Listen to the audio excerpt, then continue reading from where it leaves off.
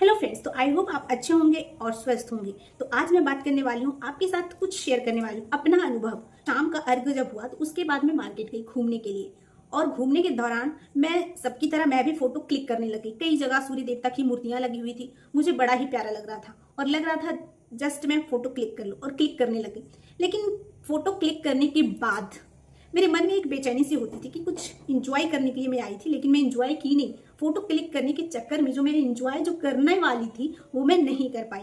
और ऐसा दुर्गा पूजा में हुआ था कि फोटो क्लिक करने के चक्कर में, दुर्गा माँ का फोटो लेने के चक्कर में, मैंने अपना जो है जो मैं देखने के लिए गई थी, जो दृश्य था, जो आस्था थी, जो भक्ति थी, उसकी तरफ मेरा ध्यान ही नहीं गया। मेरा ध्यान सिर्फ फोटो क्लिक करने में था। और यही चीज जो होना चाहिए एक्चुअली में इनर। छठ पूजा का मतलब क्या होता है? आस्था, अनुशासन और समर्पण। लेकिन मेरी तरह सभी कर रहे थे वहां वैसा।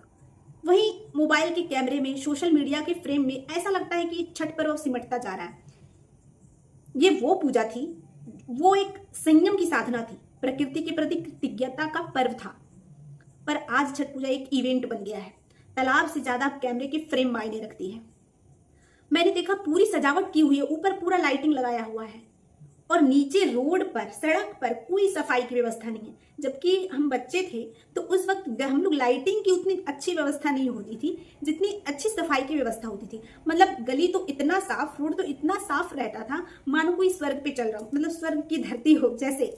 लेकिन अभी ऊपर पूरी सजावट थी, मतलब लाइटिंग वगैरह से सजाया गया था ऊपर, लेकिन जो धरती है, जो रोड है, सड़क, गली, उस वहां बहुत ही गंदगी थी फ्रेंड्स।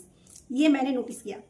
तो मुझे ऐसा लगा कि क्या हम छठ पर्व के अस्तित्व को समेट रहे हैं या उसकी आत्मा को छोटा कर रहे हैं, ऐसा लगा मुझे।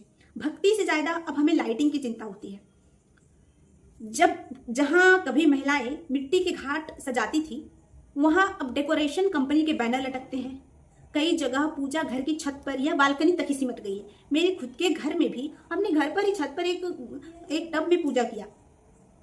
कभी छठ का मतलब क्या होता था फ्रेंड्स? घाट पर भीड़, एकता की भीड़ होती थी। घाट पर की भीड़ एकता की भीड़ कहलाती थी। और हर घर में छठ नहीं होता था, पर हर मोहल्ले में छठी मैया का एक घाट होता था। वो घाट जहां किसी का नहीं, सब एक दूसरे के अपने लगते थे। कोई ठेकुआ देता, कोई नारियल चढ़ाता, तो कोई हुमाद जलाता। और बस यही मुस्कान उस पर्व की असली प्रसाद होती। छठ पर्व की असली प्रसाद यही है। अभी हम घर में करते हैं तो घर में करने से क्या नुकसान, क्या होता है? जो सौहार्द की भावना हम विकसित करते थे पर्व के माध्यम से, छठ पर्व के माध्यम से, वो सौहार्द की कमी हो गई। हम घाट पे एक दूसरे को ठेकुआ दिया जाता था, लड़ुआ दिया जाता था, लेकिन अभी हम घर में करते हैं तो घर में एक सिंगल लोग होते हैं। और ये सौहार्द जो बांटने का, जो सौहार्द करने का जो सिस्टम था, वो कहीं ना कहीं खो गया है। तो यहाँ पे मुझे लगा फ्रेंड्स कि छठ पर्व का अस्तित्व जो है वो सिमट रहा है। अब ना वो घाट की रौनक रही और ना वो साझा प्रसाद का स्वाद। हर घर में अपनी छत होती है, अपना टब होता है, अपना सूर्य, अपनी पूजा। सूरज उगता है मोबाइल स्क्रीन पर आसमान में नहीं। एक चीज और था जो मैंने नोटिस किया, गांव में छठ माँ का मूर्ति नहीं देखा, सूर्य देवता का मूर्ति नहीं देखा। लेकिन यहाँ शहरों में फ्रेंड्स मूर्तियां बनाई हुई थी। जैसे दुर्गा पूजा में मूर्ति बनाया जाता है, उस तरह से मूर्तियां बनाई गई थी और पूरी भीड़ थी।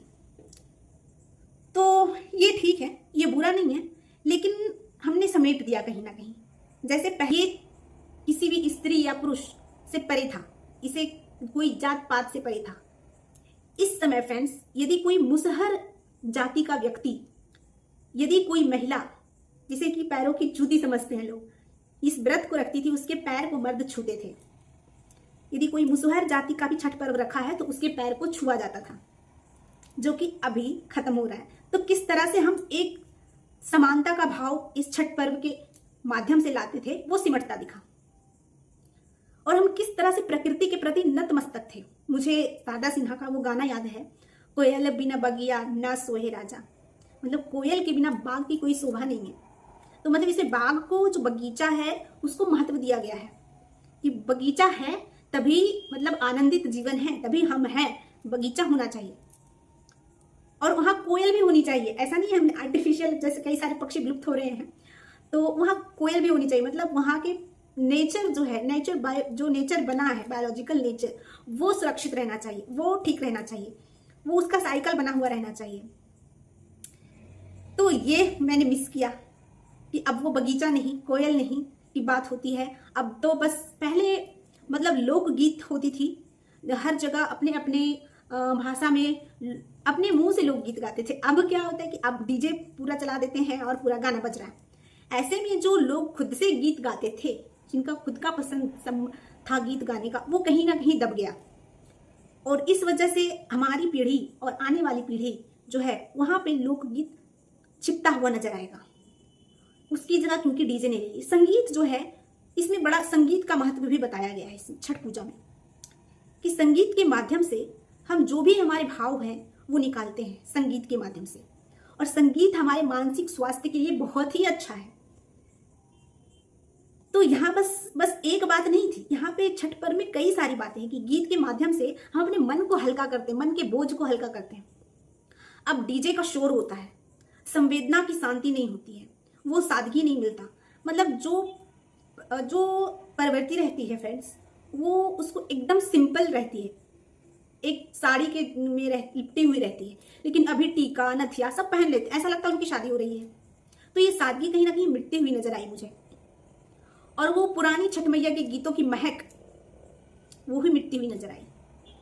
चीज है फ्रेंड्स, ऐसी बहुत सारी चीजें हैं कि छठ पर्व में क्या होता था कि आम की लकड़ी से जो भी आपको बनाना है वो आम की लकड़ी से बनता है। और अभी क्या है, गैस सिलेंडर पे बनाते हैं।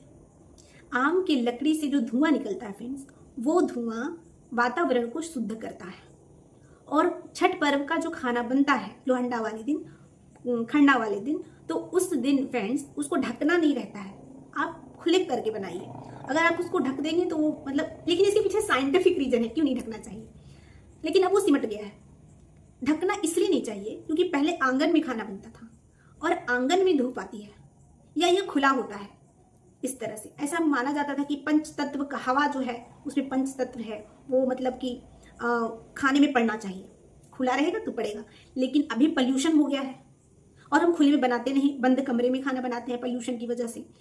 तो ये है, तो इस तरह छठ पर्व जो है का अस्तित्व सिमटता जा रहा है या हम समेटते जा रहे हैं इसे। जो इसकी असली आत्मा है, जो इसकी आस्था है, अनुशासन है और समर्पण है, उसको कहीं ना कहीं हम खोते जा रहे हैं।